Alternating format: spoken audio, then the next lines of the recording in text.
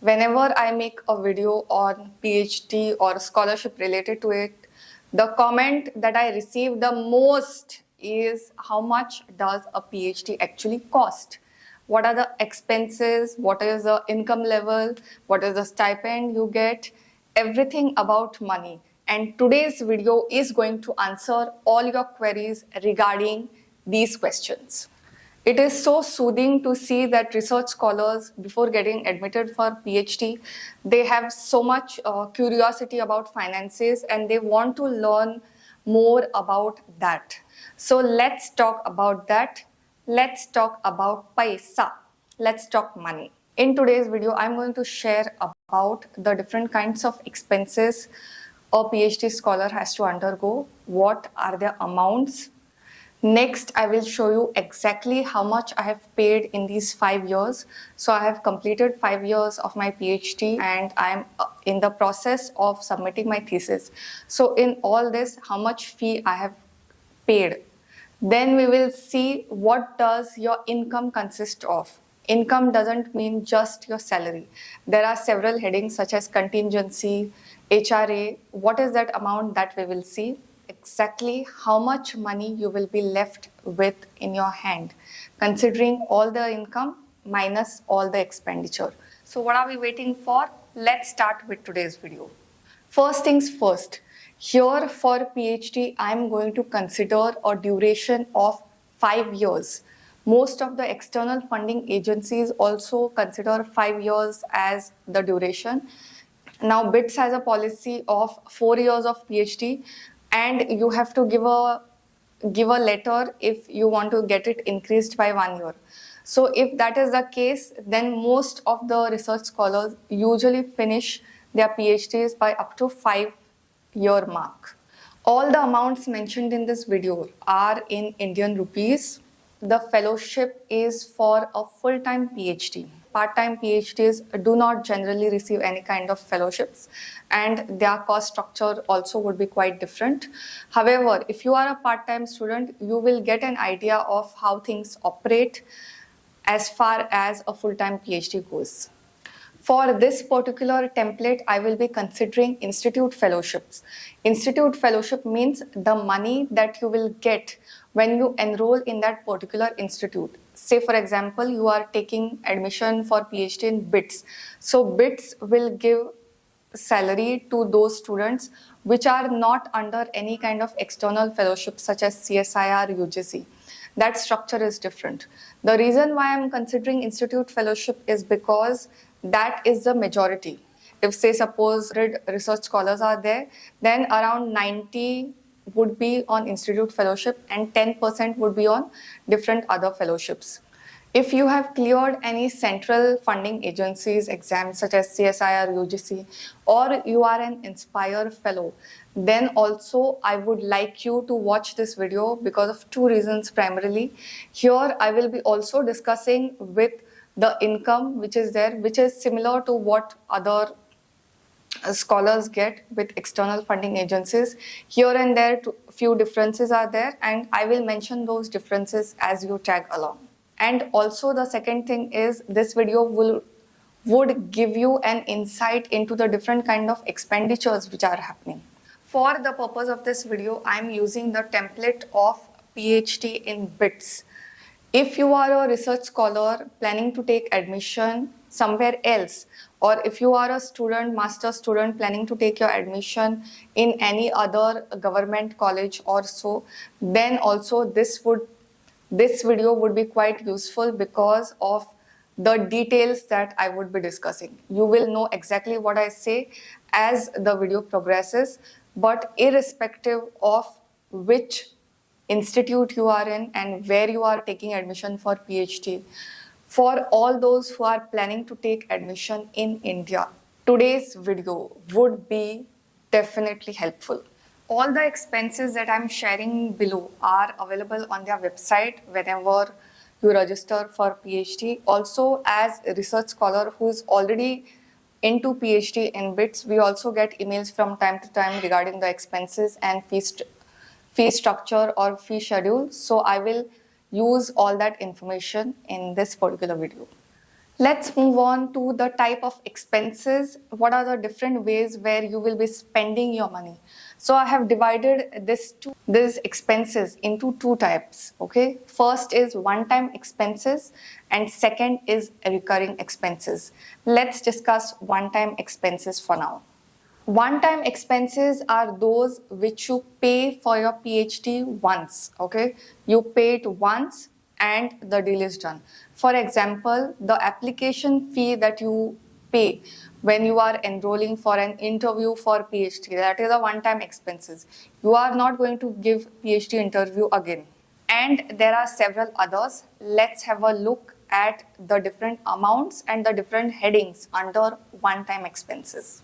So as you can see on your screen, you have one-time expenses. First is the application fee. These are the latest figures as of 2024. If you happen to see this video in future, just know that 5% increase will be there altogether every single time. So your application fee for filling up the online application form for your PhD was 2600. Admission fees have been slashed to 10,000 rupees. Institute caution deposit. This is something that they collect first, so that is 3,000 rupees. Then you have PhD thesis examination fees. This is the fee that you will be paying when you will be submitting your thesis at the end. So first three fees are the ones which you will be paying at the start. PhD thesis examination fees, that is 15,000 rupees, which will be collected later at the end. So the total comes to 30,600 rupees. Let's move to recurring expenses. Recurring expenses are those which you have to pay every semester. Each semester consists of 6 months. And at the end of every semester, you have to pay the fee of the next semester. It is not just semester fees, there are several other fees. So let's have a look at the amounts which are present in recurring fees in detail. As you can see on screen, you have semester fees, that is term fees, that is 25,950. That is for semester 1. In a year, it will double, and in year 5, it will be 259500. Then you have your hostel fees, that is 20,650 per semester. At the end of 5 years, 206500. That would be the amount. Then you have mess, water, housekeeping, and electricity. This is taken in advance. So they usually collect 10,000 rupees in advance, and say suppose for electricity or for mess you have used only 5,000, then that gets adjusted in next semester fees. So 10,000 per semester, and then at the end of year 5 you have 1 lakh rupees expenditure obviously. Then there is something called as student aid fund, 225 rupees. At the end of 5 years you have 2250 rupees as the expense towards student aid fund.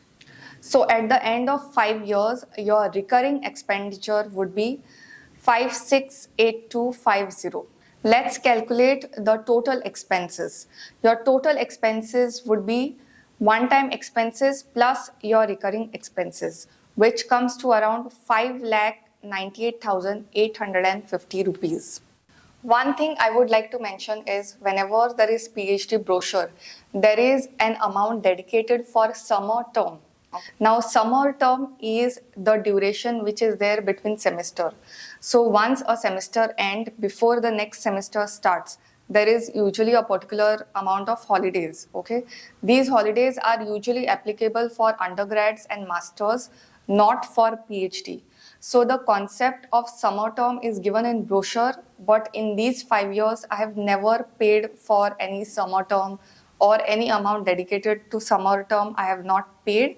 Also, the schedule that we receive for fees, I will show you the exact PDF screen recording in a while. In that also, summer term amount is not included. So for this particular calculation also for PhD, I have not included that amount. Let's move to the next part, which is ERP. Now, what is ERP? ERP is a portal where we as students pay the fees. The names could be different for different institutes. That is fine. Here, I will show you exactly how much amount I have paid already. So every semester, at the end of every semester and before beginning the next one, we get an email having a fee schedule. In that, all the batches, how much they have to pay, that amount is written. And for me, mine is 2019 batch. Batch meaning the year where you have taken admission. So the fees for 2019 batch would be slightly higher than somebody who has enrolled in 2018. So since PhD is a 5-year program, all the fees are written along with hostel and mess charges. Now, I do not avail of hostel charges or mess charges. So for me, the fees would be slightly different. It should give you an idea of how the payments are made and how things work as far as the expenditure is concerned. So let's move to the screen recording of ERP. This is how the ERP website looks like. Let me log in now.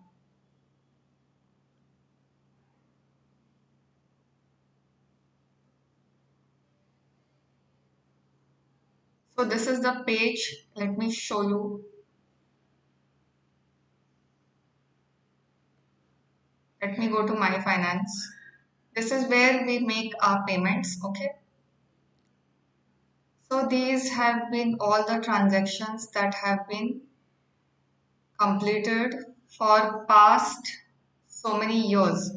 Initially, I had taken a hostel, so the amounts are relatively higher in the initial stage. Then I moved out of campus, so the amounts are being seen less. Also, this does not include your admission fees because at the time when you are paying your admission fees, which has semester one fee also combined with that, in that case, your ERP is not assigned to you. Okay, once you are enrolled in the institute, then only ERP gets assigned to you. So, except the first transaction which happened in 2019, these are all the transactions, and you can see the amounts that I have spent in all these years. Now let's move to the next section, which is most exciting, is how much income will you get, how much salary would you get. Okay, so your income per month is divided into 3 categories basically. First is the salary that you will get. That means the amount that you will get per month, which is fixed for a certain duration and then it changes for the next 3 years. If you are under institute fellowship, then BITS does not give an HRA. So here the amount would be 0. And then you have contingency. Contingency is given yearly, once in a year for BITS institute fellowships. So let's see now exactly how much amount will you get per month. On your screen, we have per month salary. Now there is one thing that I need to tell you. For the first 2 years, for any PhD, the amount is sum, okay? And for next 3 years, the amount is different, okay? This is basically on different factors. So let's see first what it is. If you have master's qualification, master's in science, master in arts, or an MBA, these are not higher degrees, okay? Higher degrees meaning any qualification which is equivalent to master in engineering. If you have an ME, Masters in Engineering, that means you are higher degree equivalent. If you have higher degree equivalent, that means your initial salary would start from 37,000 per month.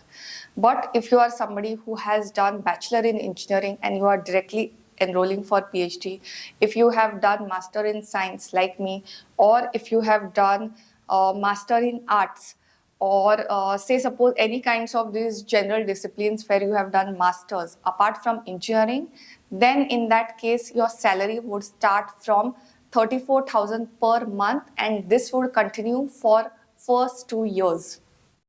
At the end of year 2, an assessment would be made. That means how many publications have you published or what kind of progress that you are making with respect to research. There is a committee dedicated for that. And once that assessment is cleared, your salary would increase to 42,000. If you have quartile 1, say suppose publication, quartile 1 is the highest level of publication and I will cover about quartiles in a different video. What I'm trying to say is if you have a good publication record, then your salary would be 42,000. If you have not published anything, then your salary would be 40,000 rupees. Now, most of them which enroll for PhD usually are higher degree equivalent. That means they have done their masters, or they have done any degree which is equivalent to higher degree. So in that case, here I'm considering 37,000 for the purpose of this calculation. Also, whenever we take a PhD, which is a 5-year PhD, most of the times what happens is the publications come into play in the final year. There are many scholars who publish even in their second and third years, but 98% you can say will publish in around fourth year or fifth year. The reason being it takes some time to get the result. Also, once you submit your publication, it takes around 7-8 months for it to even get accepted. The error is not just on research scholars side, but also on the publisher's side. So for that reason, for the year 3 to year 5, I'm considering 40,000 as the baseline. So on your screen, I have the detailed chart of year 1 to year 5. Let's go through by it one by one. Your salary would be 37,000 for per month. Okay, so in year the amount would be this much, and by the second year the amount would be this much. So on your screen you have per month breakdown for 5 years of the 3 parameters and the total income that you will receive. Your salary per month would be 37,000. So in year 1, 4,44,000. Okay, by the end of second year, it would be 8,88,000 rupees. In your third year, your salary changes to 40,000. So your salary in year 3 would be 4,80,000 rupees. From year 3 to 5, your salary would be 14,40,000 rupees. So combined together, it would be 23,28,000 rupees. For contingency, you get around 20,000 rupees per year. It's not a monthly program, it's a yearly program. In that case, you will get 1 lakh rupees by the end of 5 years. Okay, it's given every year. For BITS Institute Fellowship, there is no HRA. So the question does not arise over here. So at the end of that, the total that you have is 24,28,000 rupees. See at the end of year 5, what would be the total amount that would stay in your hand. Okay, so the total amount would be this much. As I've already said, 24,28,000 rupees. Your total expenditure would be 5,98,850. If you minus expenses from your income, you are left with 18,29,150 rupees. So this was the breakdown. I would like to say a couple of things regarding this. First of all, if you have not opted for mess, or if you are, say, suppose staying outside meaning not in hostel, but you have your own accommodation, the expenses would go up. And many times I would say in PhD, there are a lot of expenses which come all of a sudden. Like you may have a medical emergency. You should not have, but there is a chance that you have. That is what I have seen, the kind of stress which is there, and the kind of things which are going on. So do not be under the impression that this is the amount that you are left with, and this you can use it to invest in your stocks or stuff like that. You have to really make sure that financial habits are in place for you to go through such a rigorous program. When I joined for PhD, I was always told that PhD is a battlefield. It is not. It is just that you have to manage your expenses in such a way that you are able to save also. And with the current revised salary, you are definitely going to be able to do that. If you are somebody who is on a central funding, okay, such as me, I cleared my CSIR net and then the fellowship that I got was UGC. We were given an HRA of around 4,800 rupees for first 2 years, and for next 3 years for the location where I'm staying in Goa, it is 6,700 rupees for 3 years per month. So you can just add your HRA to it and you will exactly get to know what the calculation is. If you are planning for an admission in a government, say suppose institute like IIT, or say suppose a government university, your expenses would even come down further. This is the most requested video that I have been trying to film, and I hope you like it. If you want me to do a separate video for centrally funded agencies, then do let me know in the comments box. I will definitely do it for you guys.